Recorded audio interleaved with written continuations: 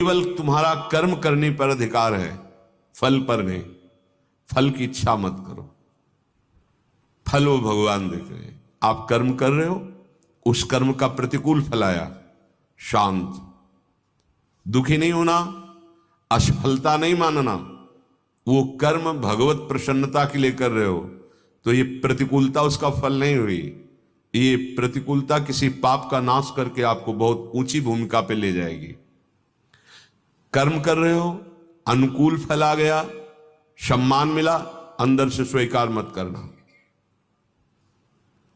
अगर कामना की हो फल की तो अच्छा लगने लगेगा, स्वीकृति बन जाएगी। आगे दुख आ रहा है, फिर तुम्हारी श्रद्धा डगमगा जाएगी।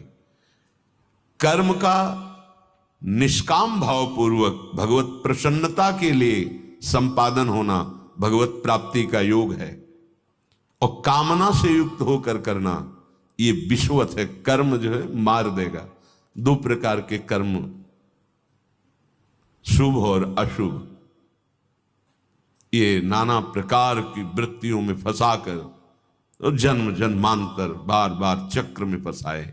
यही कामना, कर्मकृत कामना और कामनाकृत कर्म, बार बार बार बार। कर्म में विष है कामना, फिर अपने विचारों में विष है, इसको भी निर्विषय करना है, निर्विष करना है।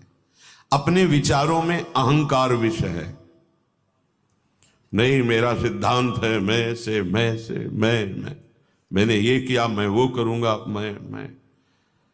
जांचिएगा, कहीं आपके जो विचार हैं उसमें होना चाहिए गुरु आज्ञा है, शास्त्र आज्ञा है, मैं नहीं। ये जो हो पा रहा है गुरु कृपा है, हरि कृपा है। आपके विचार अहम शून्य होने चाहिए। नहीं, विचारों में विष है, अहम फांस लेगा आपको। बहुत जन्मों से ये सब विष हमें बांधे हुए, एक दो विष थोड़ी है, कितने विष खा लिए। तभी तो अशांत, चंचल, संकट भावनाएं, संभावना मात्र से विषाद, उदास, चिंता, शोक, ये सब इसकी लहरें हैं विष की। विचारों में देखते रहिए कहीं अहंकार जनित विष तो नहीं फैल रहा। बड़ी अंतर्मुखता में रहिए। अहम शून्य विचार उठेंगे, विचार रोक नहीं सकते आप, विचार उठेंगे। गंदे विचारों की तरफ से बिल्कुल आपका सपोर्ट नहीं होना चाहिए, ना बुरा लगना चाहिए, वो नष्ट हो जाएंगे। उदासीन होना चाहिए। अच्छे विचारों में भगवत कृपा, गुरु कृपा का दर्शन होना चाहिए, अहम नहीं। जितेंद्रियता, साधुता, भगवत मार्ग की देवी संपदा के सब गुण ये भगवत कृपा से आते हैं, अहंकार से नहीं। अहंकार तो तमोगुण का लक्षण है, आसुरी वृत्ति है। विचारों में अहंकार विष है। सगे संबंधियों में ममता विष है। ममता रहित होकर पूरा विश्व हमारा सगा संबंधी कोई नहीं फांस पाएगा। निर्ममो निरहंकारा भगवान आदेश करते हैं। सगे संबंधियों में क्या विष है? ममता। इस विष को बटोर करके अमृत बना दो, भगवान को अर्पित कर दिया जाता है, तो जो जो विषय भोग हैं सब अमृत हो जाते हैं। इसलिए सबकी ममता ताग बटोरी, मम पद मनहि बांध बरडोरी, मुक्त हो गए।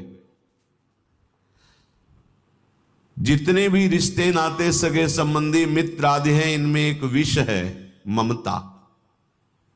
ममता प्रिया प्रीतम के चरणों में, समता सब संसार में खत्म, ममता का प्रभाव। निर्ममो, प्रीति करो, ममता नहीं। करुणा से सबकी सेवा करो, अहंकार नहीं।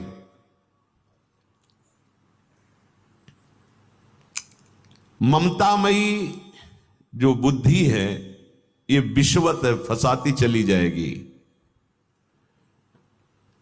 बहुत सावधान बुद्धि रखो।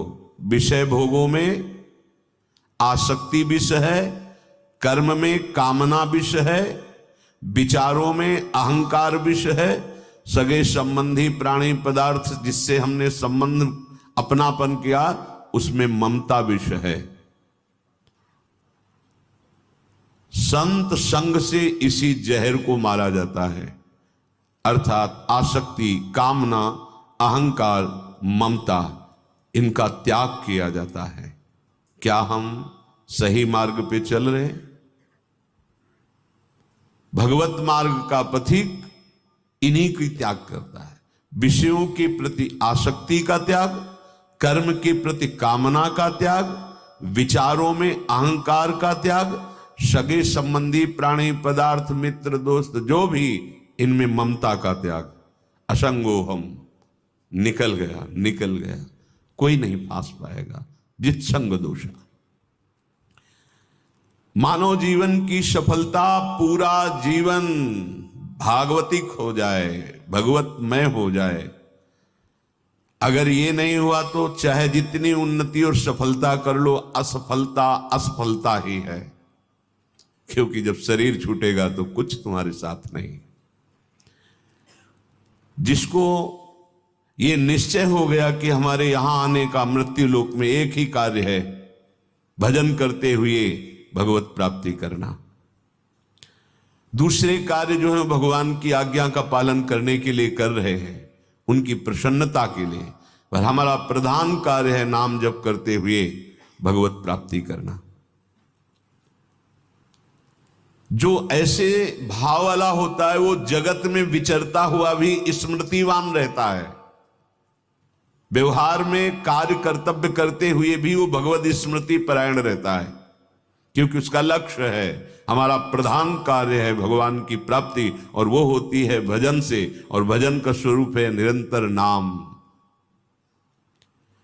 जहां तुम्हारे हृदय में दृढ़ निश्चय हुआ भगवत प्राप्ति का कि तत्परता आ जाएगी, तत्परता आते ही इंद्रियों पर विजय प्राप्त कर लोगे। इंद्रियों पर विजय प्राप्त करते हुए वो विशुद्ध श्रद्धा प्रकट होगी जिससे ज्ञान हो जाता है, बोध हो जाता है, या भगवत साक्षात्कार होता है। वो श्रद्धा आ जाएगी। मनुष्य जीवन का सबसे उत्तम कार्य है भजन। ये अपने हृदय में बैठा लीजिए। याद रखो, लक्ष्य का भूल जाना ही मृत्यु है। यहां तो लक्ष्य ही नहीं बना, संसार ही लक्ष्य बना हुआ है। बड़ा उपहास का विषय होता है जब कोई वैरागी भगवत मार्ग का पथिक हर्षित होता है विषयों में और विषयी पुरुषों के अपनेपन में। हमारे अमुक अपने हैं, और जब सामने से कहा जाता है इनको आशीर्वाद दीजिए, ये ऐसा, इनको ही क्यों, सबको क्यों नहीं, प्रश्न उठता है। आपका जो वेश है, आपका जो मार्ग है, आपके लिए उदार चरिता नाम वसुधैव कुटुंबकम, नाम वसुधैव कुटुंबकम। साधु का आशीष संपूर्ण विश्व के लिए होता है। सर्वे भवन्तु सुखिना, एक को क्यों कहा? फंस गए, विष चढ़ गया, ममता कर लिए। ममता रूपी विष किसी भी प्राणी पदार्थ, सगे संबंधी, कहीं भी ममता रूपी विष फंस गए, क्षमता नहीं आ पाएगी। क्षमता नहीं आई तो वेश का परिणाम, उद्देश्य का परिणाम क्या हुआ? बहुत सावधान।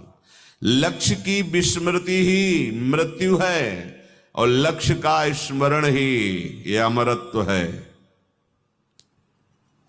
सब कुछ भूल जाओ पर प्रभु को ना भूलो, जीत जाओगे।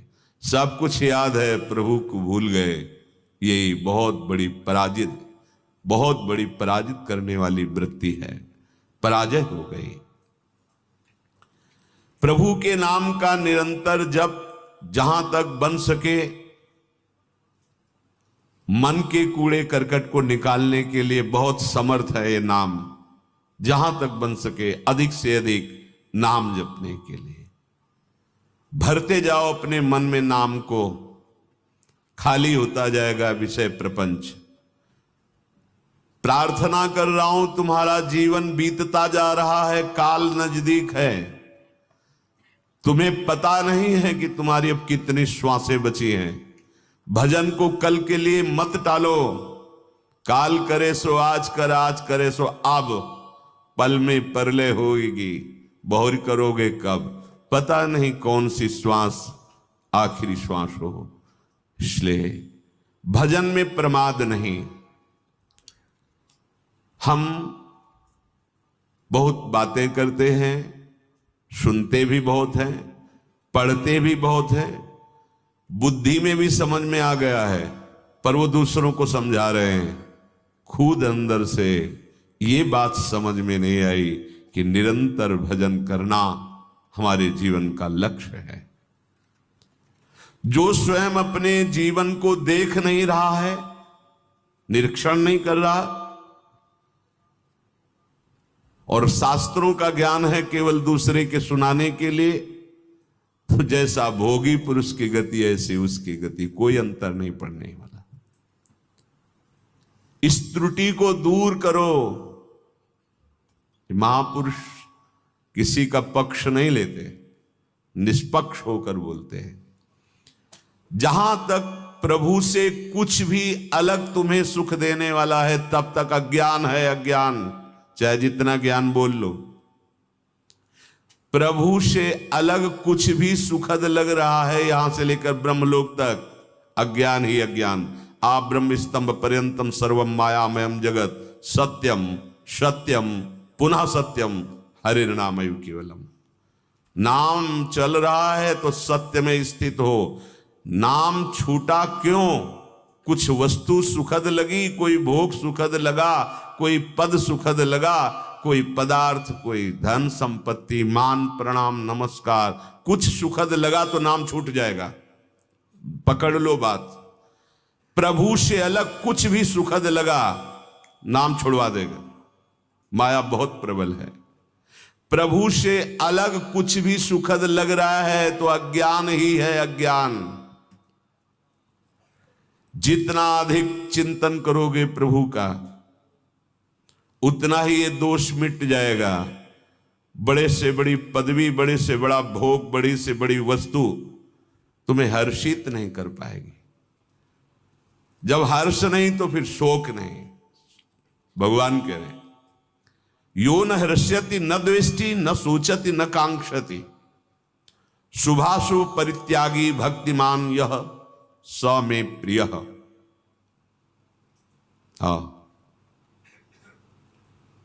ना सोचति न कांक्षति, ना हृष्यति ना द्वेष्टि, ना रमते नोत्साही भवति। ये स्थिति है, ये लक्षण है भक्त का। कोई भी चाह नहीं। क्यों? क्योंकि अब उसको पता चल गया जितनी चाहे वो सब सुख के लिए होती है। और हमें तो सुख समुद्र मिल गए, जो आनंद सिंधु सुख राशि, सीकर तय त्रैलोक सुपासी। त्रिभुवन में जितना सुख है वो एक बूंद के एक अंश से है। भगवान आनंद समुद्र है, उसका एक बूंद ऐसे, तो जो निकलता है उसे सीकर कहते हैं। उस सीकर से त्रिभुवन में आनंद है। वो आनंद सिंधु मेरा प्रीतम है और उसके प्राप्त करने का दृढ़ निश्चय कर लिया। अब और चाह कैसे सता सकती है? यो न हृष्यति, उसके हृदय में बड़े से बड़ा सुख संपत्ति। सही बात समझ।